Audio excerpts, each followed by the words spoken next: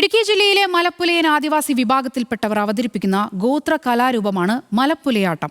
കഴിഞ്ഞ കലോത്സവത്തിൽ അരങ്ങേറ്റം കുറിച്ച 5 ഗോത്ര കലകളിൽ ഒന്നാണിത്. മറ്റു കലകളിൽ നിന്നും മലപ്പുലയാട്ടത്തിനെ വേറിട്ടതാക്കുന്നത് വാദ്യോപകരണങ്ങളാണ്. കലോത്സവത്തിലെ നവാഗത മത്സരീനത്തിന്റെ വിശേഷങ്ങൾ കാണാം.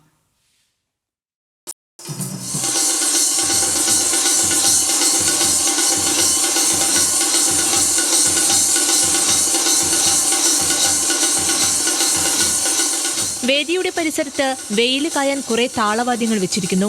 ചിലർ തീയിട്ട് വാദ്യോപകരണങ്ങൾ ചൂടാക്കുന്നുണ്ട്. എന്തിനാണെന്ന് ചോദിച്ചാൽ മലപ്പുലയാട്ടത്തിൽ പിന്നണിയിൽ പാട്ടില്ല.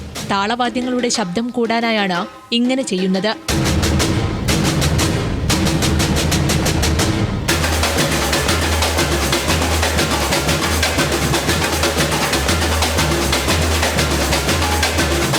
ചിക്കുവാദ്യം, ഉറുമി, കിടിമുട്ടി, കുഴൽ, കട്ടവാദ്യം എന്നീ താളവാദ്യങ്ങളുടെ അകമ്പടിയോടു കൂടിയാണ് നൃത്തം. കുരവ വിളിച്ച് ആട്ടം തുടങ്ങും.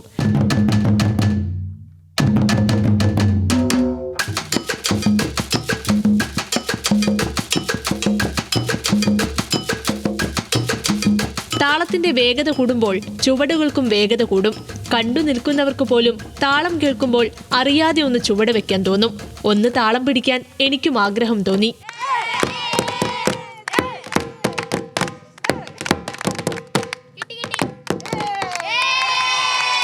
പോത്തിന്റെയും പശുവിന്റെയും തോലുകളാണ് വാദ്യങ്ങൾ നിർമ്മിക്കാനായി ഉപയോഗിക്കുന്നത്. മറയൂരിലെ ഗോത്ര വിഭാഗക്കാരിൽ നിന്ന് വാദ്യോപകരണങ്ങൾ കൊണ്ടുവരുന്നവരുണ്ട്. ചിലർ നാസിക് ഡോളുകളാണ് ഉപയോഗിക്കുന്നത്.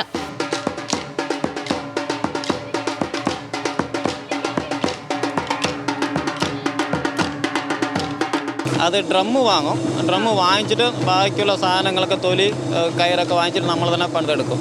അത് ഇറച്ചിക്കടയിൽ നിന്ന് വാങ്ങിച്ചിട്ട് അത് ഉണക്കിയെടുത്ത് പിന്നെയും വെള്ളത്തിൽ അണച്ച് അത് കഴിഞ്ഞിട്ടാണ് നമ്മൾ കെട്ടിയെടുക്കുന്നത്. താളവാദ്യങ്ങളാണ് നൃത്തത്തെ നിയന്ത്രിക്കുന്നതും. കോലുകളടിച്ച് താളത്തിന്റെ വേഗതയ്ക്കനുസരിച്ച് നൃത്തം ചെയ്യുന്നു. താളം ഒന്ന് മാറിയാൽ നൃത്തത്തിന്റെ ചുവടുകളും തെറ്റും. കളിച്ചാലോന്ന് തോന്നുന്നു. നല്ല രസകരമായ കൊട്ടാണ്. അവരെ കയ്യിലാണ് നമ്മളെ കൺട്രോള്. അവർക്കൊന്ന് തെറ്റിപ്പോയി കഴിഞ്ഞാൽ ഞങ്ങൾ മൊത്തം നിന്നുപോകും. അവരാണ് എല്ലാം. ഈ ടീമിന്റെ അടിത്തറ എന്ന് പറയുന്നത് ഇവര് കൊട്ടുന്നവര് തന്നെയാണ്. കലോത്സവ വേദിയിൽ മലയപ്പുലയാട്ടം എത്തിയതോടെ ഇടുക്കി മറയൂർ സ്വദേശിയായ ജഗദീഷിനും സംഘത്തിനും ഇതൊരു ഉപജീവന മാർഗം കൂടിയായിട്ടുണ്ട്. 10 മുതൽ 15 മിനിറ്റ് വരെ ദൈർഘ്യമുള്ള മത്സരത്തിന് വിധികർത്താക്കളായി എത്തുന്നത് ഗോത്രവിഭാഗക്കാരല്ലാത്തതിൽ ചെറിയ ആശങ്കയും പരിശീലകർക്കുണ്ട്. പിന്നെ ജഡ്ജസ് ആണ് പ്രശ്നം. അവിടെ ഈ സ്റ്റേറ്റിലൊക്കെ നമ്മളിൽ ആരുമില്ല. നമ്മുടെ വിഭാഗക്കാർ തന്നെ ഇല്ല, ആരുമില്ല. അതിൽ പുറത്തുള്ളവരാണ് ഇപ്പോൾ കലോത്സവത്തിൽ ജഡ്ജായിട്ട് നിൽക്കുന്നത്. 3-4 പേരാ.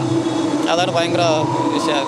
ഇപ്പോൾ മാർക്ക് പോലെ എങ്ങനെ കൊടുത്തെന്ന് അറിയില്ല. അത് എല്ലാവർക്കും എ ഗ്രേഡ് ഉണ്ട്, അതിൽ സന്തോഷമുണ്ട്. ബാക്കി എ ഗ്രേഡേക്കാളും കൂടുതൽ മാർക്ക് ആർക്കാ കൊടുക്കുന്നതെന്ന് അറിയില്ല. മലപ്പുലയ ഗോത്രവിഭാഗങ്ങളുടെ വിശ്വാസപ്രകാരം മാരിയമ്മൻ, കാളിയമ്മൻ, മീനാക്ഷി എന്നീ ദേവതകളെ പ്രീതിപ്പെടുത്തുന്നതിനാണ് ഈ കലാരൂപം പൊതുവെ അവതരിപ്പിച്ചു വരുന്നത്.